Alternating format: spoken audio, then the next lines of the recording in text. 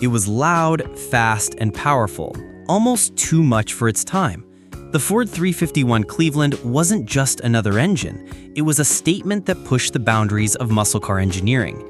Some say it was so good, it broke the rules of the era. By the late 1960s, the American car scene was changing rapidly. The golden age of wild muscle cars, thirsty carburetors, and tire-shredding horsepower was beginning to clash with new realities. Insurance companies were cracking down on high-performance vehicles, stricter safety and emissions regulations were looming, and rising fuel costs were starting to reshape the industry. But Ford wasn't ready to step back. Instead, they doubled down and prepared to unleash something radical. Up until this point, Ford had already built a reputation with engines like the 289, 302, and the 390. These power plants gave life to icons such as the Mustang and the Torino. But there was a gap. The small blocks offered good performance, yet sometimes fell short on torque. The big blocks, on the other hand, delivered brute force, but were heavy and not always practical for mid-sized cars. Ford engineers knew they needed something in between, an engine that balanced performance with versatility. The first attempt came with the 351 Windsor in 1969, built in Windsor, Ontario, Canada. While it was a step forward, Ford wanted more than just an evolution. They wanted a revolution. This led to the birth of an all-new engine designed and manufactured in Cleveland, Ohio. That's how the 351 Cleveland got its name. 351 cubic inches of displacement built at the Cleveland plant. But this wasn't just another factory project. Ford invested nearly $100 million into developing the Cleveland, building an additional 510,000 square foot expansion onto the engine plant number 2. To put that into perspective, that's larger than many sports stadiums. This wasn't just another V8. It was Ford's engine of the 1970s. So how did it begin? Originally, Ford engineers were experimenting with ways to improve the 302. By increasing the stroke, they bumped the displacement to 351 cubic inches, creating the Windsor version. But production demands quickly outgrew the Windsor facility. Instead of simply duplicating the Windsor design in Ohio, Ford engineers decided to take a bold step. They completely redesigned the engine from the ground up. The Cleveland block was lower and wider, built with thin wall casting to save weight while maintaining strength. But the real magic was in the cylinder heads. Ford introduced two distinct versions.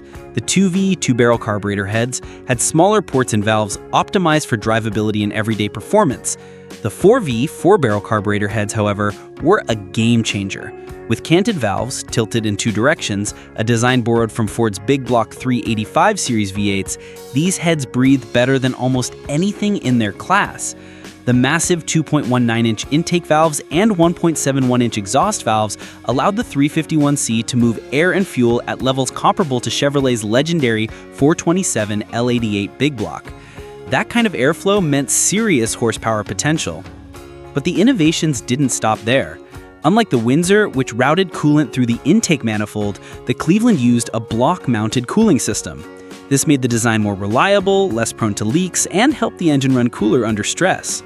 The timing chain cover was also redesigned with a flat steel plate, simpler, lighter, and easier to seal compared to older, bulky housings.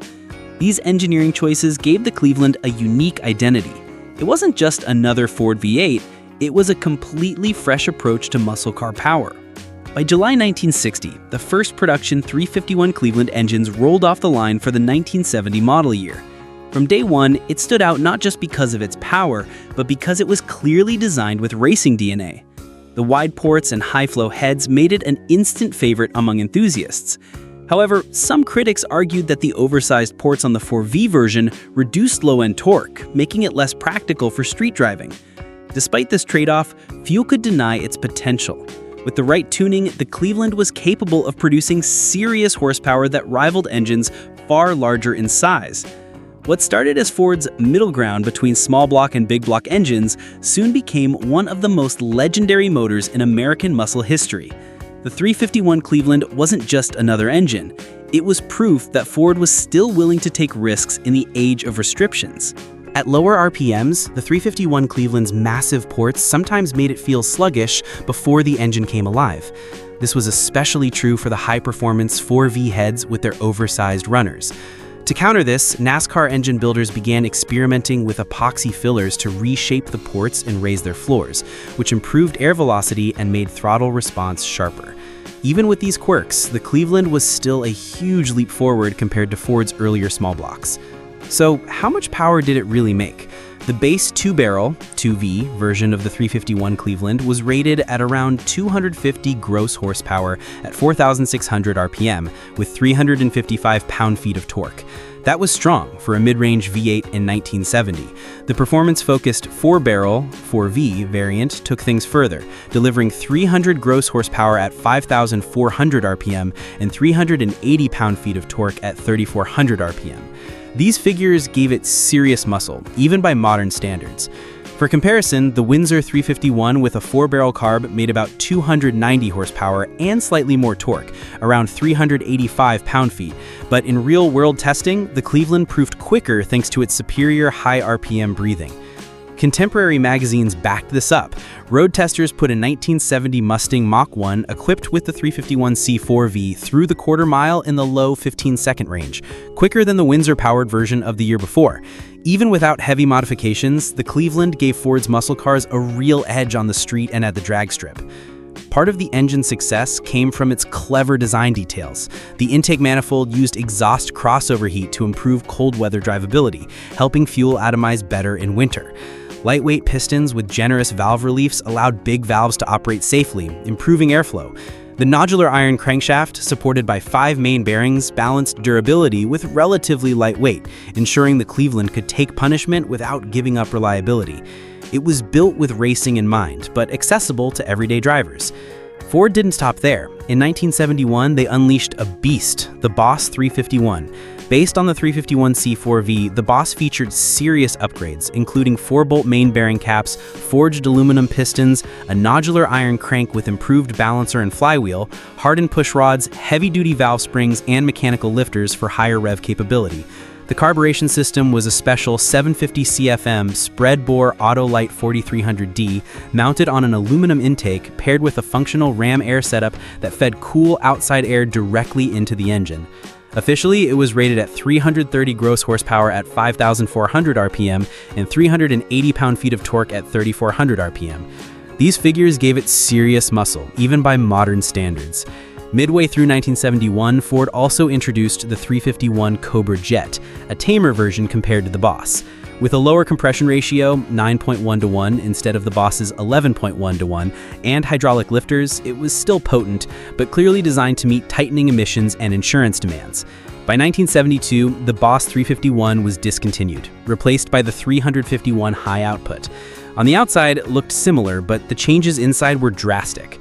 Open chamber heads were used to meet new emission standards, and compression dropped to just 8.8:1, cutting output to about 275 gross horsepower, around 250 net HP under new SAE testing rules. From this point forward, things declined rapidly. By 1973, only the 351 Cobra Jet remained as a performance option, but its valve sizes were reduced, compression fell even further, and Ford rarely published horsepower figures. Emissions controls, the oil crisis, and skyrocketing insurance premiums had taken their toll. By 1974, the original high-performance 351 Cleveland was gone from U.S. production, replaced by the 351M and 400 variants, which were tuned more for emissions compliance and low-end torque than outright speed.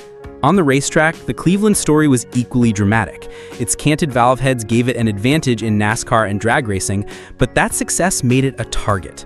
Rulemakers quickly introduced weight penalties and restrictions that crippled Cleveland-powered cars. Some builders, like Jack Roush, found ways to work around the rules with innovations like port reshaping and exhaust plate welding, but every gain was met with new limitations. The Cleveland wasn't just competing against other engines, it was battling the rulebook itself. Even as regulations forced it out of U.S. showrooms, the Cleveland found new life overseas. In Australia, it powered Ford Falcons and muscle cars well into the 1980s, becoming a legend in touring car racing. The Australian market 302C and 351C engines even had unique developments, keeping the spirit of the Cleveland alive longer than in America. Today, the 351 Cleveland is remembered not for its downfall, but for its brilliance. Its cylinder head design was decades ahead of its time and continues to inspire modern engine builders. Despite oiling system quirks and emissions-era compromises, enthusiasts still praise its raw performance potential. When tuned correctly, the Cleveland could outrun much larger engines and deliver a sound and feel that defined the muscle car era. In the end, the 351 Cleveland wasn't banned outright. It was pushed aside by rising costs, stricter laws, and changing consumer tastes. But in a way, it was too good for its own good. It embarrassed competitors, disrupted racing, and symbolized an era of freedom and excess that regulators wanted to control. And that's why it remains a legend. To this day, the roar of a well-built 351C reminds enthusiasts of a time when Ford dared to build an engine that was simply unstoppable.